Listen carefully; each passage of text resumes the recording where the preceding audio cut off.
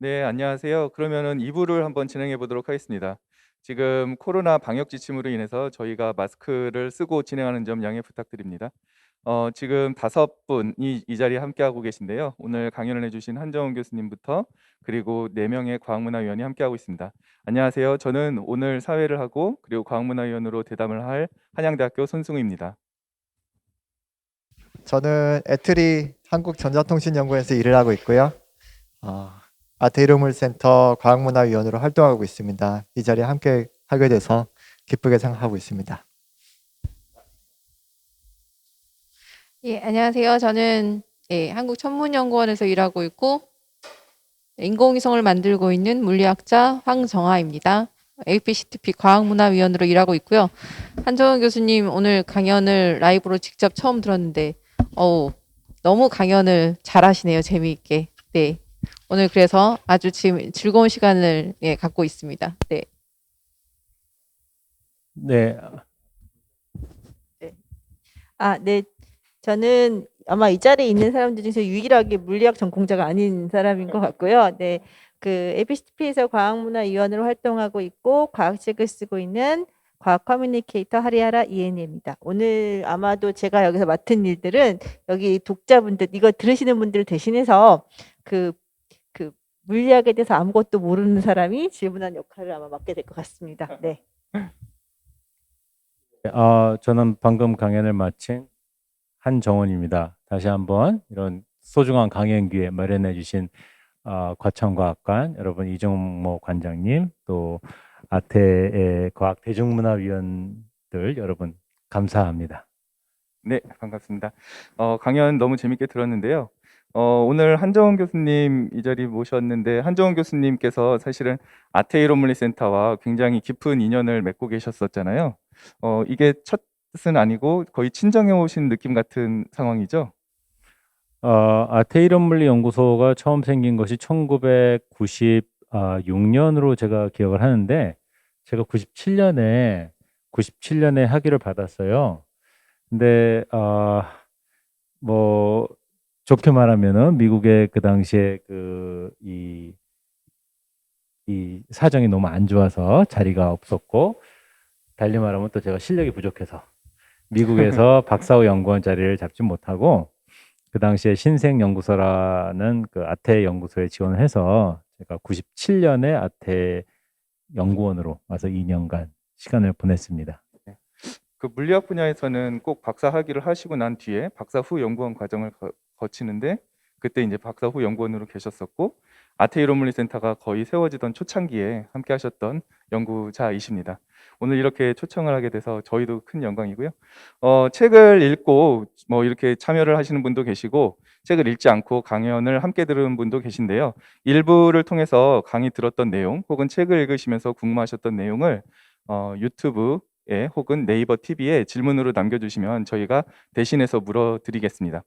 오늘 뭐 제가 사회라고는 말씀드렸는데요. 뭐 사회라고 할 것도 없고 사실은 여기 계신 과학문화위원 그리고 한정원 교수님 모두 굉장히 훌륭한 말씀을 잘하시는 분들이셔서 제가 사회 특별히 보지 않고 그냥 자유분방하게 툭툭 서로 질문을 던지면서 했으면 좋겠습니다. 네, 뭐 어떤 질문을 갖다가 강의 들으면서 어떤 게 제일 궁금하셨나요? 안 물으시면 질문 안 하시면 제가 먼저 할까요? 네. 저는 뭐 책을 보면서도 사실 느꼈던 건데요.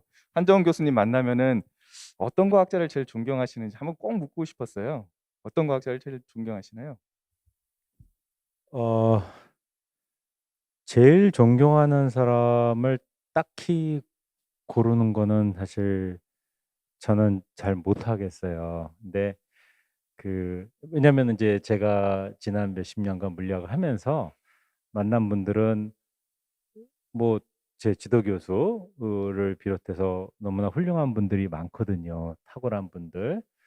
근데 굳이 거기에 대해서 한마디를 하라면은 다 탁월한데 나름대로 약간 다른 방식으로 탁월해요.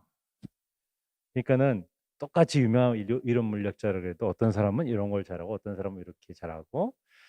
그러니까는 글쎄요, 제가 뭐 야구는 잘 모르지만 왜 야구도 유명한 투수들 많잖아요. 하지만은 나름대로 자기 스타일이란 게 있잖아요. 그런데 유명한 이론 물리학자들, 물론 실험 물리학자들도 그렇겠지만은 정말로 자기만의 어떤 독특한 문제를 접근하는 방식 이런 게 확실하고 계속 그 방식을 잘 활용해서 독창적인 업적을 남겼구나 하는 거를 그런 걸 좀 많이 느꼈습니다. 네. 과학자를 그래도 꼽으시기 전에 그러면 지도 교수님은 어떤 분이셨나요? 아, 제 지도 교수님은 이제 그 뭐 전형적인 영국 사람이라 그러면 이거 조금 뭐 좀 너무 선입견이 들어간 말일지는 모르지만은, 그러니까는 평소에 별로 말이 없으세요. 말이 없는데 보통 사람보다 생각은 한 5배쯤 많이 하고 말은 한 5배쯤 적게 하는 분. 뭐 재밌는 사례를 제가 하나 들자면은 그분 연구실 밖에서 제가 이렇게 지나가다 보니까 어떤 방문자 다른 학교의 교수님하고 이렇게 대화를 하는 걸 봤어요. 정확히 말하면 대화를 하는 게 아니라 두 사람이 같이 칠판을 보면서 뭔가 문제에 대해서 생각을 하더라고요. 네. 한 15분 뒤에 다시 나갔어요. 근데 똑같아요. 계속 칠판을 보고 있어요. 혼자분도 대단하시네요. 그 방문자분은 저보다 10년 먼저 파울리스 교수 밑에서 박사를 받은 분이었어요. 그러니까 서로를 잘 이해하는 분 사이죠. 네. 자, 그러다가 제 지도교수가 딱 한마디 하더라고요. 모르겠다. 그것이 그 대화의 전부였어요. 아, 15분 만에. 네. 네. 그런데 학자들의 대화는 이런 거구나라는 거를 그때 좀 느꼈어요. 근데 문제는 이제 그 지도하는 학생들은 사실 아무것도 모르잖아요. 네. 근데 저희한테도 그렇게 대하셨어요. 음, 그러다 보니까는 이 학생들이 적극적으로 질문을 하고 뭔가를 캐내려고 하면은 좀 배울 수가 있었을 텐데 대부분의 학생들은 그러지 못했죠. 저도 그렇게 질문을 많이 하는 학생이 아니었어요. 근데 이제 과학자들이라기보다는 대우각성하신 그 스님들 같은 그런 대화법이신데요. 저는 박사님 책을 보면서 앞부분에 이제 물리학자가 되기로 마음 먹었다라는 게 이제 어렸을 때 경험을 말씀해 주시잖아요. 고등학교 때 미국에서 경험을 하고, 근데 제가 보기에는 그 책에는 분명히 그래서 수학에 대해서 관심을 가지기 시작했다고 하는데 돌아올 땐 물리학자가 되는 꿈을 가졌다라고 하는데 거기 이 생각의 전부가 어떻게 연결이 되는 건지 하고, 그 다음에 그렇다면 교수님이 생각하시는 그 물리학의 매력이라는 게 도대체 무엇이었는지 사실 그게 되게 궁금합니다. 저는 물리학의 매력을 별로 느껴보지 못한 사람이라서. 네. 아, 수학의 매력은 알고 계시고요.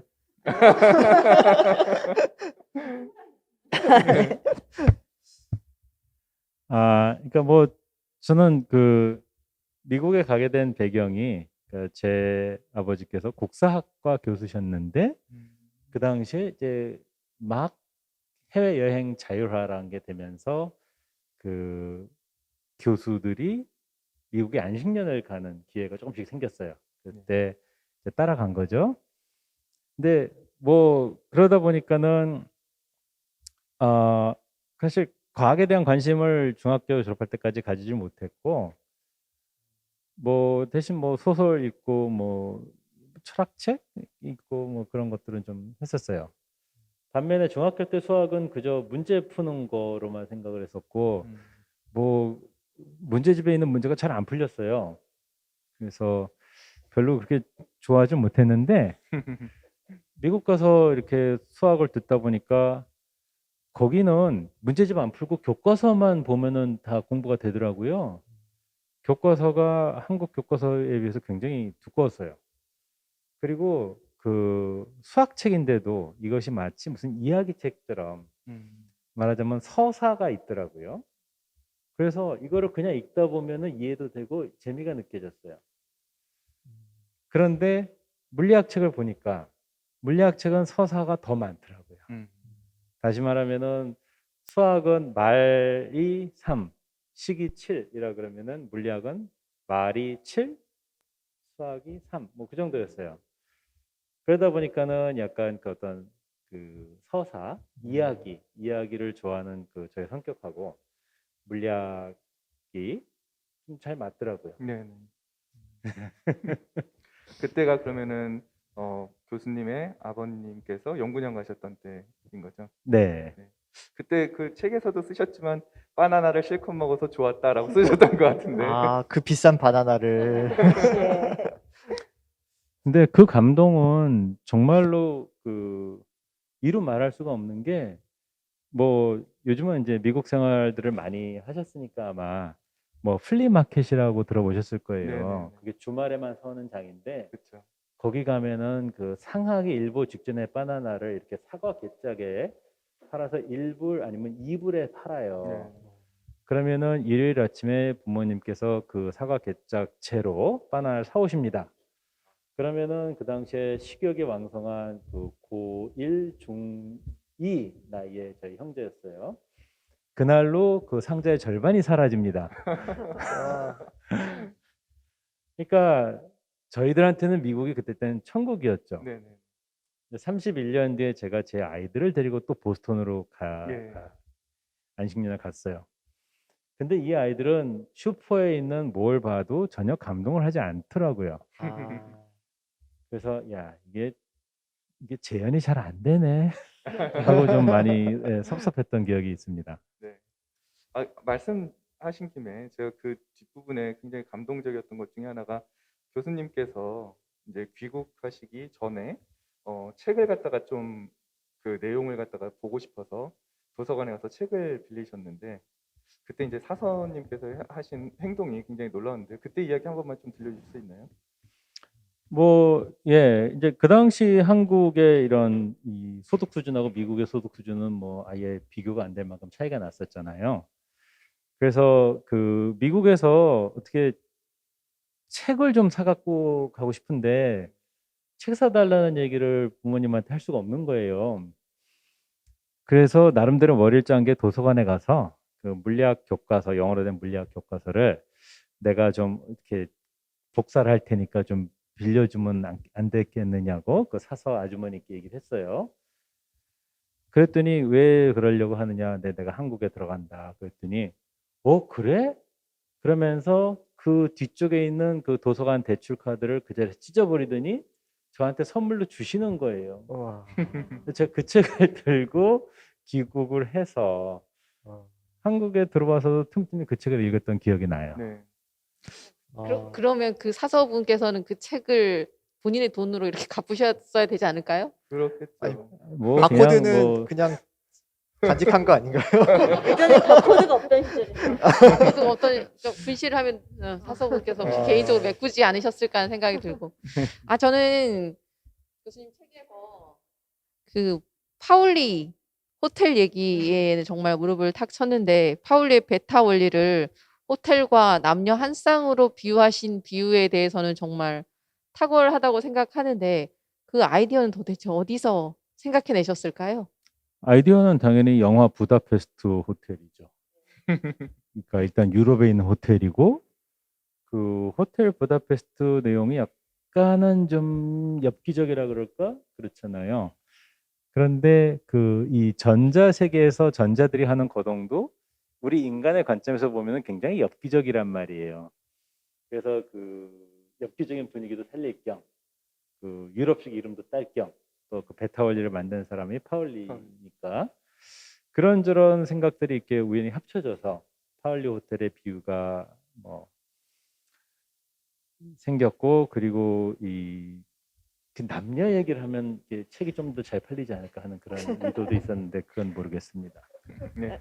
이제 그 호텔 얘기도 그렇지만 이 책을 보게 되면은 굉장히 비유를 많이 드셨어요. 이게 막 대충서를 쓰시려고 하다 보니까 비유를 많이 드신 것 같은데 제가 주변에서 이제 그런 과학 전공하신 교수님들이 책을 쓰실 때 이런 비유를 드는 게 굉장히 부담스럽다는 얘기를 많이 드셨거든요. 왜냐하면 실수할 수도 있고 혹은 독자들이 오해할 수도 있기 때문에 이런 걸 되게 어렵다고 비유되는 게 어렵다고 말씀하신 경우가 많은데 교수님은 그런 걸 쓰실 때 어떤 생각을 하시는지가 되게 궁금합니다. 일단 저는 그 비율을 찾는 과정이 너무나 재밌었어요. 뭐 이렇게 홀 효과에 대해서 다뤘을 때는 뭐 이렇게 뭐 커브 공 얘기 그런 얘기.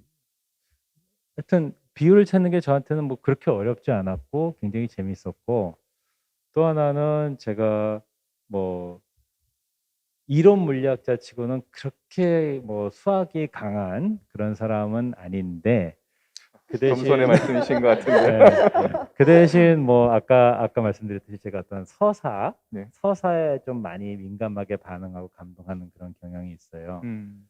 근데 말하자면은 이 물리적인 현상을 어떤 일상생활에 빗대서 이해하는 게 그게 결국은 서사잖아요. 그래서 저한테는 그게 맞았고, 또 제가 그런 비율을 찾는 과정이 또 굉장히 즐거웠고 그렇습니다. 교수님 집안에서 교수님 빼고 다 문과라고 하셨던 것 같은데 맞나요? 네. 그래서 서사에 더 강하신지도 모르겠습니다. 마침 그 시청자로부터 질문이 들어왔다고 하시는데요.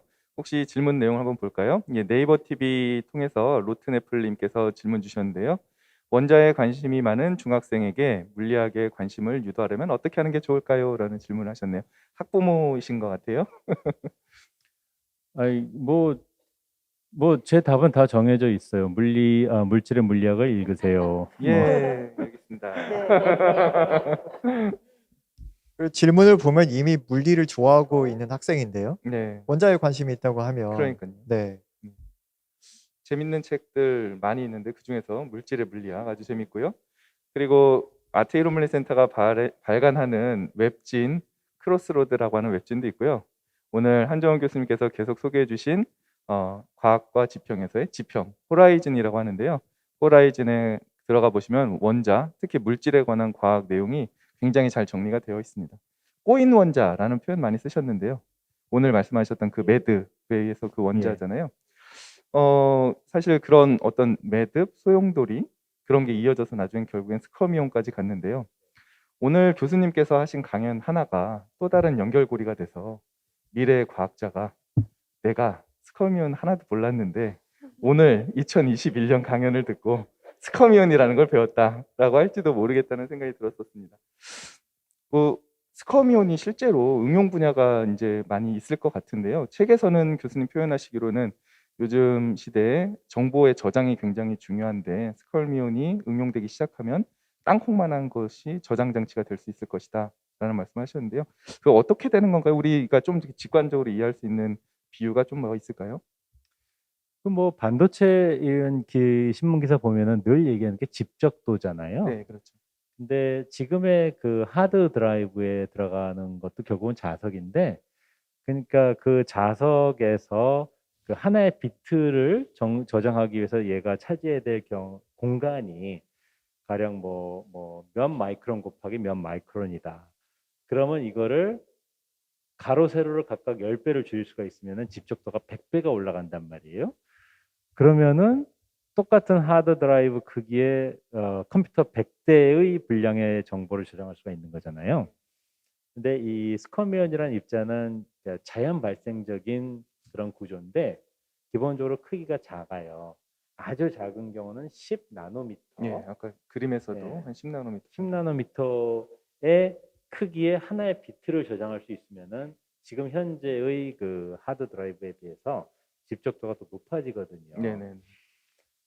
물론 굉장히 머나먼 길이긴 하지만은 본래 물리학 연구란 게 안 될 것 같은 연구 10개 해갖고 하나 성공시키면은 그걸로 이제 대박 치는 거잖아요.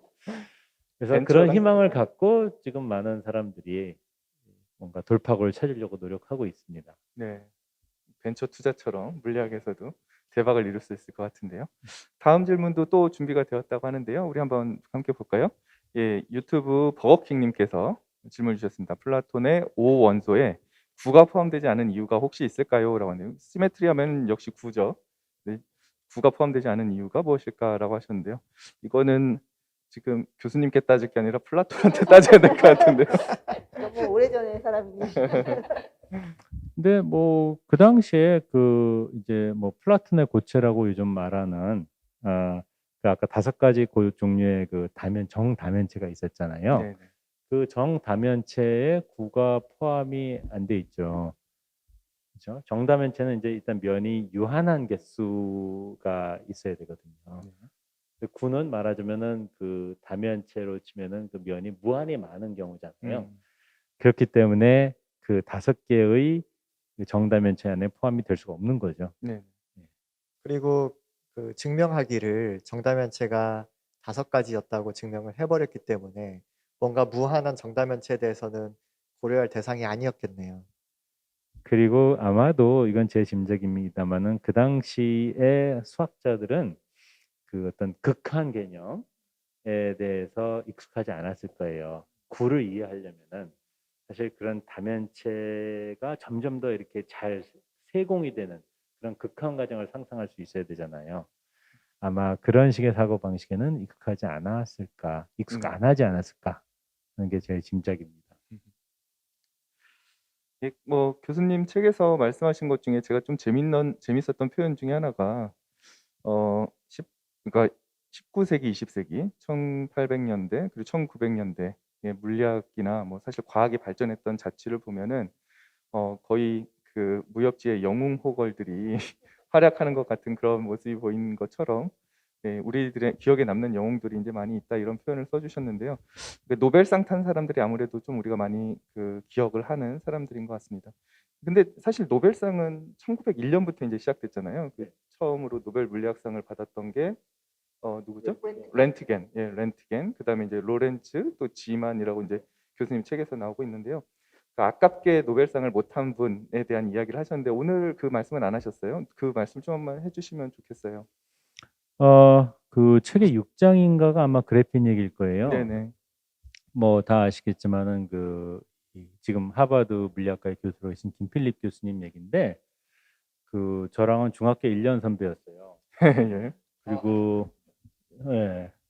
그리고 그때는 분명히 제가 더 공부를 잘했었는데 그렇죠. 이렇게 이 자리에서 예. 하여튼 뭐 근데 뭐 중학교 제가 3학년 올라가고 그분은 고등학교 진학하고 저는 또 졸업도 안 하고 또 미국에 1년간 갔다 오고 그러면서 이제 헤어진 줄 알았는데 대학교 가니까는 또 그 학과에 1년 선배로 계시더라고요. 그러면서 이렇게 뭐 만나고 헤어지고 그랬는데 또 이제 제가 버클리 대학교에 박사후 연구원으로 갔더니 거기에 또 박사후 연구원으로 와서 거기서 또 한 2년 정도 시간을 같이 보냈는데 참 인상적이었던 게 그 뭔가 안 되는 과제에 계속 매달리고 계시더라고요. 그게 뭐냐면 그래핀 만드는 일이었어요. 그래서 놀랍게도 거기서 2년간 있는 동안 김필립 교수님이 논문을 거의 못 썼어요. 그래핀이 안 만들어지니까. 그런데도 포기하지 않고 계속 그거를 노력을 하시더라고요.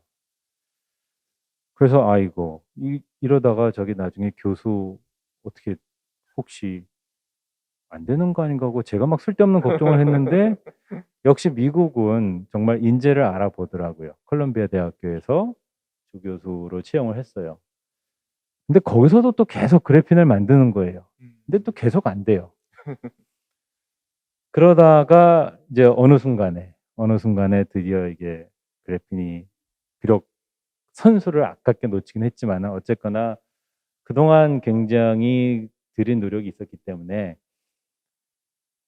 일단 합성이 된다는 사실을 알고 나서부터는 이제 바로 따라갈 수 있었고 그다음부터는 오히려 사실은 그 처음에 그래핀 합성에 성공한 그 노브슬레프하고 가인보다 훨씬 뛰어난 업적을 계속 냈어요. 그렇죠.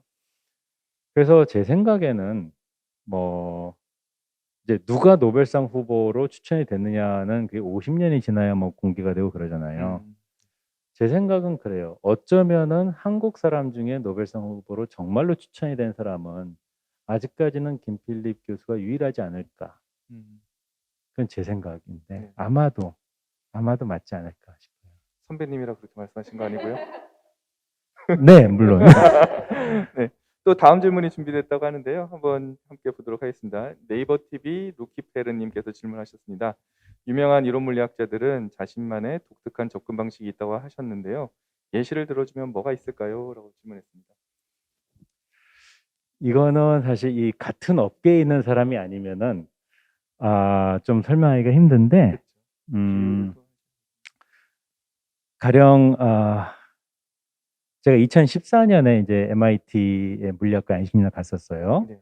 거기에 패트릭 리라는 그 홍콩 출신의 굉장히 유명한 이론 물리학자가 있었어요. 근데 그분하고 같이 일할 때는 이분의 어떤 측면이 인상적이었느냐? 이분은 어떤 실험 결과를 이해하는 능력이 거의 초인적이에요. 음. 그러니까 실험 결과를 보면은 거기서 이 고체덩이 안에서 무슨 일이 벌어지는 것에 대한 이 어떤 이 시나리오가 보통 사람이 도달할 수 없는 수준까지 이렇게 쫙 순식간에 펼쳐지는 거예요. 그 즉시 가설을 만들고, 근데 더 재밌는 거는 막 그날 당장 그 자리에서 문제를 푼 것처럼 막 흥분해요. 그 다음날 보면은 틀렸대요. 왜 틀렸는지를 또 설명을 합니다. 왜냐하면 내 가설이 요 실험하고 맞는데 요 실험하고는 안 맞는 걸 내가 어젯밤에 깨달았다. 이런 비상한 능력의 소유자였고, 그 제 지도교수 사울리스 교수 같은 분은 그런 것보다는 굉장히 알고 보면은 누구나 쓸 수 있는 별로 어렵지도 않은 수학인데 그거를 이상하게 남들은 못 쓰는데 먼저 찾아내서 쓰는 그런 능력이 있었어요. 예를 들어서 무슨 양자홀 효과에 대해서 뭐 어떤 위상 숫자로 그 양자홀 효과를 설명하는 그런 이론을 1982년에 발표해서 또 그것이 이제 노벨상을 받은 사유가 됐는데 거기 보면은 무슨 천 숫자라는 것도 나오고 위상 숫자라고 하여튼 굉장히 어려운 고차원적인 수학이 많이 동원해야만 얻을 수 있는 결과가 막 나와요. 그래서 제가 한 번은 지도 교수님한테 제가 박사 받고 떠나기 전에 여쭤봤어요. 분명히 그런 위상수학 옛날에 안 배우셨을 텐데 어떻게 그걸 다 알았느냐. 그랬더니 아니 나는 위상수학은 모르고 그냥 나는 저기 양자역학 학부 때 되게 열심히 하고 되게 잘했거든. 그 다음에 나는 수리물리도 되게 잘했거든. 그 두 개만 잘해도 웬만한 건 다 할 수 있어. 라고 두 개를 하시더라고요. 잘하는 게 정말 어려운 일 아닌가요? 그렇죠. 그래서 그러니까 뭔가 이 영국에서 교육받은 사람들은 우리가 아무리 노력을 해도 따라갈 수 없는 어떤 탄탄한 기본기가 있다라는 거를 또 이분한테는 느껴요. 그런 걸. 그런 탄탄한 기본기를 잘 구사하면은 그러면은 남들이 미처 눈치채지 못했던 어떤 중요한 결과를 또 얻을 수 있구나. 네. 일단 이런 식으로 정말 사람마다 장점이 다 달라요.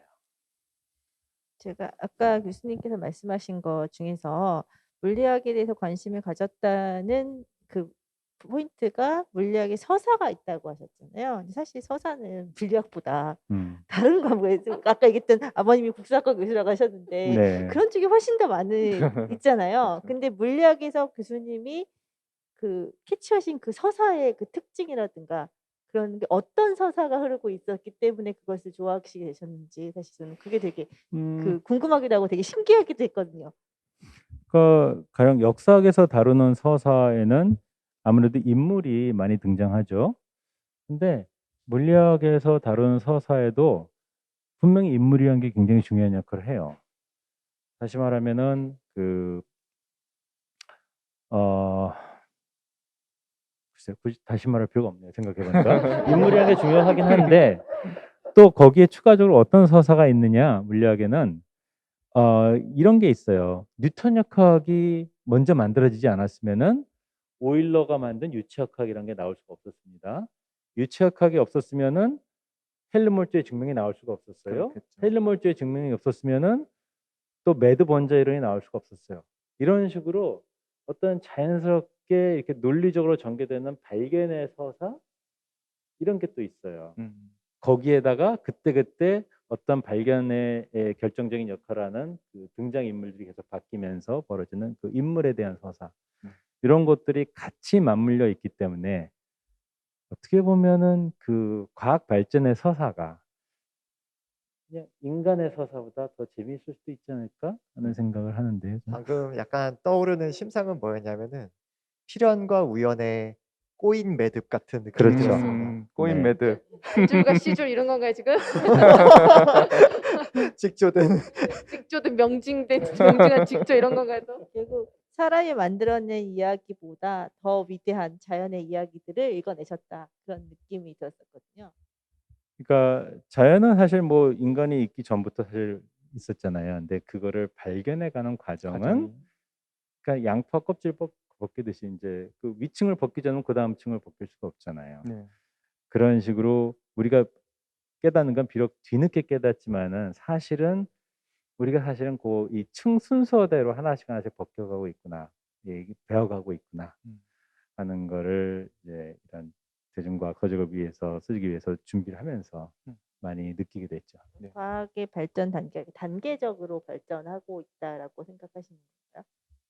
사실은 그런데 막상 현장에서 지금 정신없이 일하는 우리들은 그거를 잘 모르죠.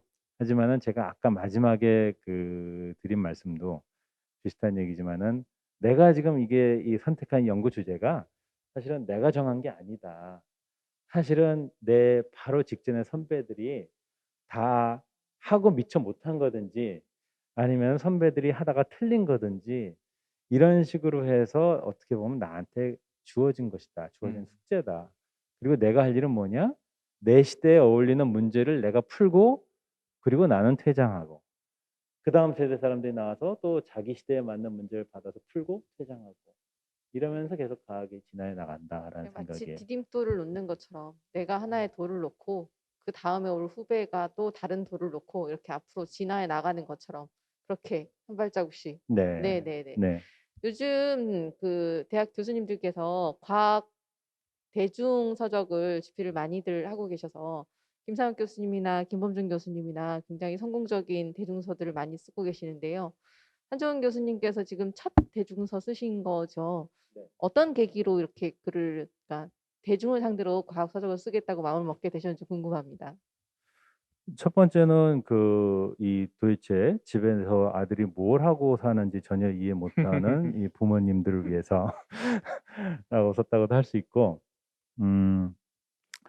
또 이제 뭐 물리학을 하다 보면은 뭐 비슷한 경험들이 많겠지만은 도대체 네가 하는 게 뭐냐 이런 질문을 무수히 많이 받잖아요. 근데 그거를 그 자리에서 뭐 앉아서 원자 얘기부터 할 수가 없잖아요. 그래서 이 기회에 그럼 도대체 내가 뭐 하고 사는 사람인지 좀 알려야 되겠다라는 생각도 있었고 그 다음에는 또 다분히 우연적인 요소도 있었죠. 지도교수가 노벨상을 받을 거라고 2016년. 그 예상된 사건이 아니잖아요. 그래서 이제 어떻게 보면은 우연히 거기에 끌려 들어간 면도 있고 그렇습니다. 운명의 소용돌이네요. 뭐 예, 그렇죠. 수영돌이 한번 돌기 시작했으면 파괴될 수 없다고 그러니까요. 하셨는데 만들어졌습니다. 앞으로 계속 하셔야 되는 건가요? 스컬미온이 만들어졌습니다. 마침 또 여기 이 교차로에서 1년 크로스로드 정확한 이름을 얘기해 주세요. 근데 교차로란 말이 저는 훨씬 정이 많이 가긴 합니다. 크로스로드에서 또 올해 1년간 연재할 기회를 주셔서 그게 원래 이제 이 2달 간격으로 6편을 쓰라는 거였잖아요. 근데 재미가 있어갖고 다 썼어요. 연말 것까지 다 썼어요. 그렇습니다. 몇 달 전 거를 미리 다 보내주시는 그런. 저희가 가장 좋아하는 필자 중에 한 분이십니다. 그래서 이렇게 뭐 기회가 주어진다면은 계속 이런 일을 하고 싶어요. 네. 예. 그러면 곧 이제 후속 책도 준비를 하고 계신가요? 뭐 나름대로 구성하고 있는 거는 이제 이것도 호라이즌에 지금 연재 중인데 네. 그 이제 물질의 재발견이라는 커다란 제목으로 12가지 물질에 대해서 12명의 한국을 대표하는 그 물질 물리학자들을 섭외해서 그분들한테 글을 한 편씩 받아서 게재하자. 그래서 지금 진행 중인데 그 게재가 끝나면은 제가 원하는 건 그걸 묶어서 하나의 일종의 무슨 대학 교양 교재처럼 책으로 한번 내보는 거예요. 그래서 그 물론 이제 꼭 그렇게 되면은 좋고 뭐 안 돼도 할 수는 없지만은 우리가 왜 이과생은 문과 과목 들어야 졸업을 하고 문과생은 이과 과목 들어야 졸업하고 대학교에서 뭐 그렇잖아요. 그리고 또 그 요새는 일반 뭐 사회인들도 뭐 스스로 공부하는 모임 만들어서 수학 공부도 하고 과학 공부도 하고 뭐 그런데 이제 그럴 때 사람들이 이 소화할 만한 어떤 교양 서적 재료로서 제공을 하면 좋겠다. 그래서 그거를 지금 네. 추진이란 게 뭐 제가 원고 열심히 받아서 그거 좀 다듬고 게재하고 뭐 그런 건데 그런 일을 지금 계속 하고 있습니다. 그러면 두 번째 책은 이제 12분의 공저자 책이 되겠네요. 뭐 모든 것이 다 제 계획대로 다 된다면은 그렇지만 대표 저자는 교수님 되시고. 아 모르겠습니다. 12가지 물질이 어떤 건지가 궁금해요. 아 12가지 물질은요. 제목만 보면 굉장히 평범해요. 금속, 액체, 기체, 그다음에 유리, 그다음에 이제 물은 물질이라 그래서 이렇게 물렁물렁한 물질들, 뭐 그다음에 뭐 부도체. 이렇게 보면 되게 평범하잖아요. 네. 근데 과학이란 게 그런 것 같아요. 처음에는 우리가 금속 하면은 금속에 대한 이해가 20세기 초반에 이제 어느 정도까지 됐어요. 근데 그럼 거기서 멈추느냐? 사람들이 옛날에는 금운동, 그야말로 자연에 존재하는 그런 덩어리 물질에 대한 이해를 하는데 집중했다 그러면은 그게 다 끝나고 나면은 이제 빠이빠이 하고 그만두느냐? 아니에요. 일부러 그 금을 얇게 만들어요. 2차원. 구리를 얇게 만들어요. 혹은 심지어 1차원짜리 금줄도 만듭니다. 그리고 나서 금의 성질이 어떻게 바뀌지? 이런 걸 또 탐색을 하는 거예요. 그러니까 똑같은 금 원자지만은 인간이 계속 거기다 조작을 가함으로 해서 금의 성질이라는 것도 계속 재발견이 되는 겁니다. 그러니까는 뭐 다른 분야보다도 특히 이렇게 제가 일하는 그 물질 물리학 분야에서는 더 이상 이게 물리학이 자연과학이 아니에요. 자연과학이 아니라 오히려 인조과학에 훨씬 더 가까워요. 인조과학. 네. 처음 듣는 용어 인조과학. 네, 제가 이렇게 좀 대중화 시키고 싶은 아티피셜 용어예요. 사이언스. 미는 단어신가요? 인조과학. 네, 네, 예, 인공과학. 인공과학. 인공과학이다. 아티피셜 사이언스. 네. 혹은 뭐 요즘에 메타버스 유행하듯이 뭐 메타 사이언스라고 할지. 그래서 사실 물질 물리학은 이미 오래전부터 그 인간이 만들어낸 물질에 대한 연구로 들어가 있었거든요. 근데 그런 측면을 사실 대중들한테 전달하는 게 많이 부족한 것 같아요. 그래서 연재를 통해서 우리가 되게 익숙하다고 생각했던 물질이 사실 끊임없이 어떻게 사람들이 연구자들이 재가공하고 특수한 형태를 만들고 거기서 새로운 물성을 찾아내느냐 그런 얘기들 이제 집중적으로 발굴해서 독자들과 공유하려고 합니다. 네, 우리가 이야기를 나누는 사이에 또 다음 질문이 들어왔다고 하는데요. 질문 한번 받아보고 다음 이야기 또 이어갈까요? 예, 네이버 TV 청소년 시청자분들 진로 관련 질문입니다. 중3 남학생입니다. 수학의 매력을 느끼고 물리를 배워볼까 하는데 어떤 수학 개념 공부해두면 좋을까요? 중1 여학생입니다. 여학생 목소리를 해야 되나요? 제가 읽을까요? 네. 네. 우주와 물리를 좋아해서 관련된 진로를 연구하고 싶은데 어떤 학과가 돼 있을까요? 얘기를 했고 그다음에 마지막 질문인데 이론물리학자의 이론물리학자의 미래가 궁금하다고 하네요. 인공지경학 생기면 이론물리학자 없어지는 거 아니냐 이거. 아, 처음부터 해볼까요? 처음에는 네. 이제 수학. 수학 개념. 수학은요. 수학에는 뭐 왕도가 없잖아요. 그 여러분들이 중학교와 고등학교에서 배우는 수학이 결국은 나중에 연구자들이 쓰는 그 수학 그대로입니다. 그래서 지금 공부에 충실하는 것이 최선이고요. 교과서적인 답이네요. 네. 연결이 돼요, 연결이. 중3이면은 뭐예요? 삼각함수? 아, 네, 중3이면 삼각함수. 자, 사인 코사인 잘 기억해 두시고요. 예. 그다음에 또 질문은 중1 뭐죠? 여학생 어. 우주와 물리. 우주와 물리를 좋아해서 그러면 옆에 계신 이 황정아 박사님께 질문을 하면 되지 않을까요? 대신 대답해 주시면 될 거예요. 어유 좋네요. 맞춤형 질문인가요? 네. 네, 우주와 사람에 빠진 물리학자.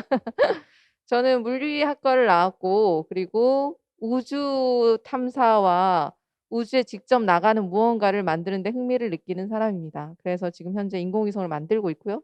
그리고 제가 만들고 있는 인공위성은 올해 12월 안에 네, 카자흐스탄의 바이코누르 우주센터에서 소유즈 로켓을 타고 우주로 보내질 예정에 있습니다. 그래서 그것 때문에 요즘 굉장히 바쁜데 우주와 물리를 좋아한다면 일단은 현재는 물리 공부를 열심히 하셔야 됩니다. 일단 수학과 물리를 좋아하시면 기회가 많아질 거라고 생각합니다. 무엇을 선택하시든지 간에. 지금 현재는 우주와 물리를 중1은 좋아할 수 있으나 중2 때는 다른 게 좋아질 수도 있는데 그렇다 하더라도 수학과 물리를 잘해두면 도움이 될 거라고 생각하기 때문입니다. 네. 구체적으로 학과를 물어봤는데 어떤 학과가 있는지. 대학에서 학과는 물리학과를 선택할 수도 있고 천문학과를 선택할 수도 있고 천문우주학과를 선택할 수도 있고 전산학과나 전기전자공학과를 선택할 수도 있고 그래서 다양한 과가 지금 현재 가능하거든요. 일단 수학과 물리를 잘해두면 어디 과로 가서도 잘할 수 있습니다. 네. 그 마지막 질문은 이론 물리학자의 미래라는데요. 한정원 교수님께서는 사실 인공신경망도 상당히 관심 갖고 연구에 응용하시잖아요. 이론 물리학자의 미래 어떻게 될까요? 저도 궁금한데요. 궁금해. 미래 궁금해. 저는 그렇게 생각해요. 이론 물리학자가 그 배운 어떤 이제 수학적인 능력, 그다음에 분석 능력 이런 것이 있으면은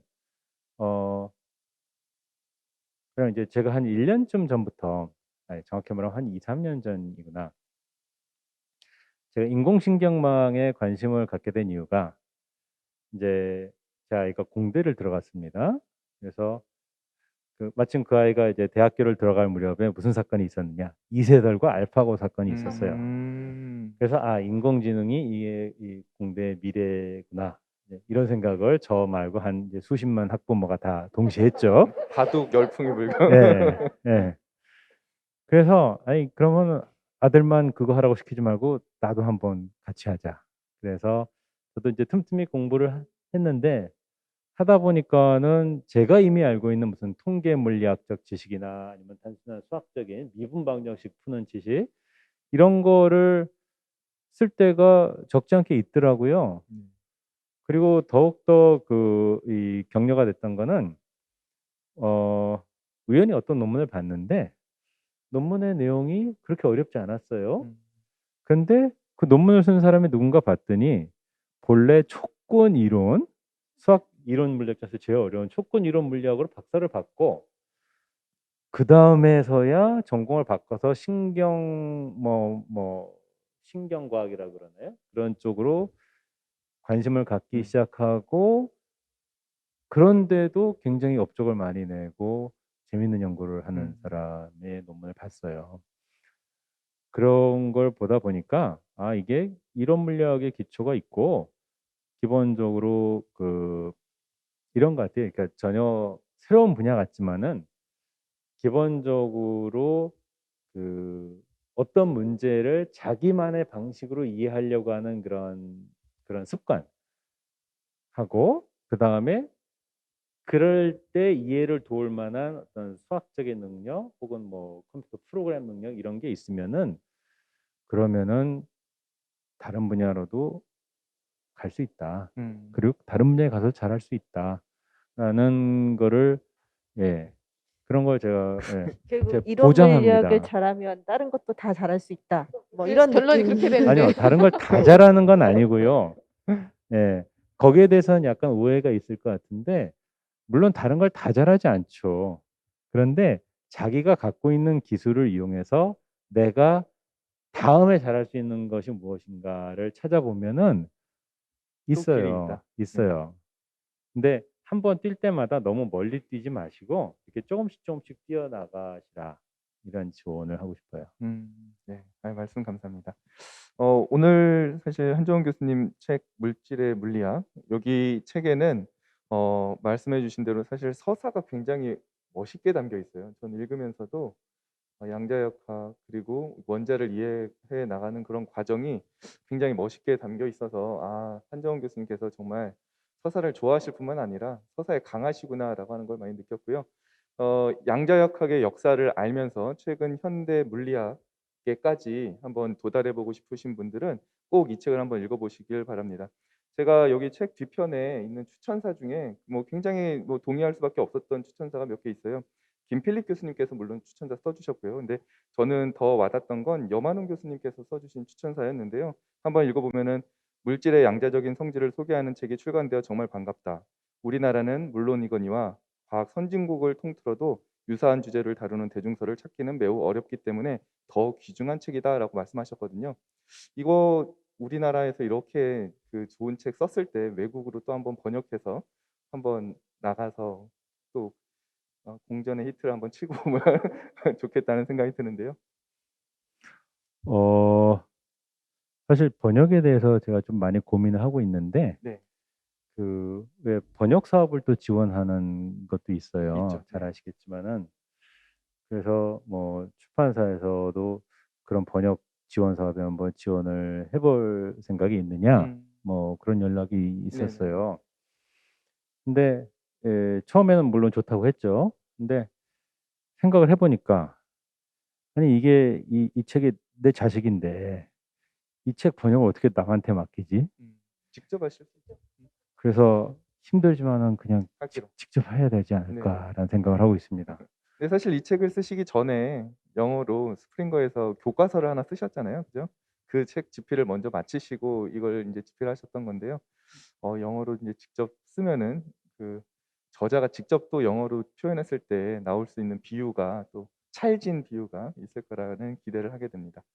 네, 저희가 사실 그 시간 제한을 안 두고 한번 끝까지 가볼까라고 했는데요. 벌써 45분이 지나고 있습니다. 우리 마지막으로 하나 정도씩만 좀 이야기할 수 있을 것 같은데요. 위원님들 혹시 느끼셨던 거 간단하게 말씀해 주시고 정리 한번 해볼까요? 제가 먼저 할까요? 네, 저는 사실 했는데 책 광고를. 예, 우리 아테이로물리센터에서 10권의 과학 도서를 선정하고 있습니다. 그래서 매년 10권씩 선정하고 있는데요. 그중에서 특별히 물질의 물리학, 그리고 우리 한국물리학회 노태원 회장님께서도 굉장히 강추한 책이니까요. 여러분들 한번 꼭 읽어보셨으면 좋겠고요. 한정훈 교수님 이런 귀한 책 써주셔서 정말 감사하다는 말씀 저도 다시 한번 드리고 싶습니다. 오늘 이 자리 정말 감사합니다. 감사합니다. 사실 저는 이런 책을 처음 봤을 때 저는 사실 평생 저는 물리학자들이랑 연이 없을 거 생각했었는데 어떻게 이런 일을 하게 되면서 물리학자분들 굉장히 많이 만나 보게 되면서 각자 스타일이 다 다르시다는 걸 느꼈거든요. 그래서 교수님의 이야기는 정말로 그냥 물리학 책이긴 한데 물리학 책이라기보다는 인물들의 역사책, 특히 과학사책 읽는 느낌이 났었거든요. 그래서 앞으로도 계속 그런 식의 스타일, 본인만의 스타일을 살려서 글을 쓰셨으면 좋겠고요. 그렇게 쓰실 예정이신지 묻고 싶습니다. 네. 이 글쓰기란 것도 그 제가 이 교차로가 아니라 크로스로드에 이미 다 써놓은 글 중에 그 스티븐 와인버그라는 물리학자 겸 저술가의 글쓰기와 프리만 다이슨이라는 또 다른 유명한 물리학자 겸 저술가의 그 글쓰기 방식을 약간 비교하는 그런 글을 쓴 게 있어요. 근데 이 아까 왜 이론 물리학자도 각자 자기만의 스타일이 있다 그랬잖아요. 네. 글쓰기도 다 자기만의 스타일이 있어요. 그렇죠. 그런 것처럼 결국은 저도 저한테 맞는 옷을 한번 찾으면은 결국 그걸로 꾸준히 밀고 나가야 되지 않을까? 예, 그렇게 생각을 해요. 조금 더 많은 물리학자들의 이름을 사람들이 기억할 수 있도록 이야기들을 더 많이 알려주셨으면 좋겠다는 생각을 했습니다. 네. 감사합니다. 네, 저는 지금 한정은 교수님 책을 이번에 처음 봤고, 그리고 오늘 강연도 처음 들었는데요. 강호의 숨은 고수가 이렇게나 많구나. 네, 이름이 알려지지 않은 많은 은자들 중에서 얼마나 많은 고수들이 앞으로 등단을 할 것인가 기대가 되고, 그리고 모든 책은, 그리고 모든 글은 저자의 삶의 궤적을 드러낸다고 생각하고 있습니다. 그래서 한정은 교수님의 책이 한정은 교수님의 삶과 인품을 드러내는 만큼 그만큼 위트가 있고 그만큼 매우 재미있고 그래도 너무 정말 시의 적절한 비유들과 함께 쓰여져 있기 때문에 물질 또는 물리에 관심이 있는 중고등학생이나 뭐 일반인이나 입문서로서는 물리학에 대한 입문서로서는 매우 더할 나위 없이 훌륭한 책이라고 생각합니다. 그래서 저자의 두 번째 책을 매우 기대하고 있습니다. 감사합니다. 네, 저도 글뿐만 아니라 글도 강하시지만 오늘 뵙고 들으니까 말도 굉장히 강하시다라고 생각이 들고요. 다 서사의 힘이 아닌가 또 생각을 하게 됩니다. 마지막으로 하나만 더 질문드리면 일반 대중들이 물리학자 이름을 하나라도 더 많이 알고 혹은 잘 알려지지 않은 물리학자에 대해서 알게 되고 혹은 어떤 책을 만나게 되는 것이 어떤 의미가 있을까 생각이 있으시면 부탁드립니다. 그렇죠. 과학 대중화에 대한 의견도 듣고 싶습니다. 어, 그러니까 옛날에는 옛날에 이제 그 이 신문에 칼럼을 쓴다든지 옛날이란 게 이제 한 30년 전으로 거슬러 보면은 신문에 칼럼을 쓴다든지 뭐 한국의 유명한 뭐 지식인이라고 하던 사람들이 누구였는가 가만히 생각을 해보세요. 그러면 전부 다 철학자, 뭐 역사학자, 뭐 문학자 이런 사람들이었어요. 그 세대에 예를 들어서 뭐 유명한 한국의 과학자, 공학자 사실 기억나는 사람이 별로 없어요. 그런데 지금은 어떤가요? 유명한 학자들 보면은 오히려 이과 사람들, 수학자, 공학자들이 많아요. 그만큼 이 문화의 어떤 흐름도 이제는 상당히 바뀌었다고 봐요.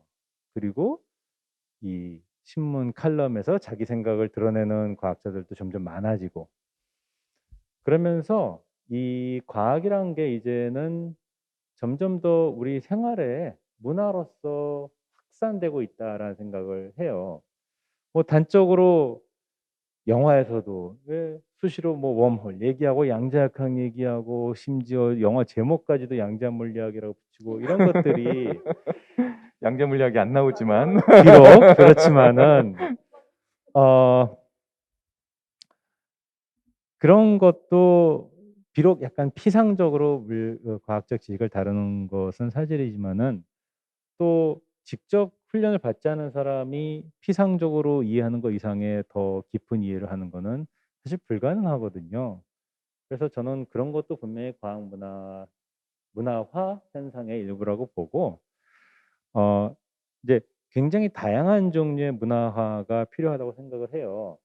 그러니까는 뭐 그 김보영 제가 이름을 작가님. 김보영 작가님의 SF. 그 연극 네. 제가 봤었는데 굉장히 재밌었고 그게 바로 작년이군요. 네.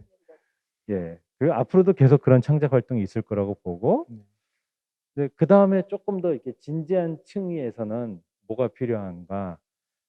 지금 한국이 이상하게 너무 비정상적으로 과학 공학 교과서가 없잖아요. 네. 직접 한국 사람들이 한국어로 쓴 이거는 아무리 좋게 봐줘도 굉장히 비정상이거든요. 이런 현상도 분명히 과학 문화 활동의 과학 교육 활동의 일부로서 고쳐져야 돼요. 그래서 지금 일종의 대중과학 서적 쓰는 게 사실은 약간 유행이라고 보는데 이제 다음에는 과학자들이 나서서 과학 교과서 쓰는 유행이 한번 왔으면 좋겠어요. 찾아볼 수도 있겠네요. 네.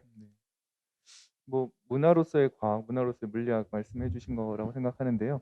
이런 것들이 차곡차곡 쌓이고 정말 과학 교과서도 집필되고 하면 그런 게 많이 쌓일 때 교수님께서 설명하셨던 것처럼 영국의 과학자들이 전자를 발견하고 양성자를 발견하고 중성자를 발견할 수 있었던 그런 탄탄한 과학적 기반이 토양이 될 수 있지 않나라는 생각이 드네요. 네, 그렇습니다. 예. 혹시 이은희 선생님 마지막 네. 오늘 2021 한국물리학회 보험학술대회 특별 세션으로 준비가 돼서 진행이 되었는데요. 한정훈 교수님 제가 마지막으로 맺는 말 한 말씀만 좀 부탁드려도 될까요? 이렇게 말을 많이 시켜놓고 또 저희는 끝장을 봅니다. 뭐 맺은 말. 제가 이제 아태이론 물리 연구소랑 나름대로 좀 각별한 인연이 있잖아요. 네네. 근데 이런 식으로 계속 인연을 맺을 수 있어서 감사하고, 또 이 크로스로드에 꾸준히 뭐 필자를 섭외하고 또 좋은 글을 배출한다는 게 얼마나 힘든 일인지 저도 그 경쟁 잡지에서 일하기 때문에 잘 알거든요. 경쟁 잡지인가요? 호라이즌.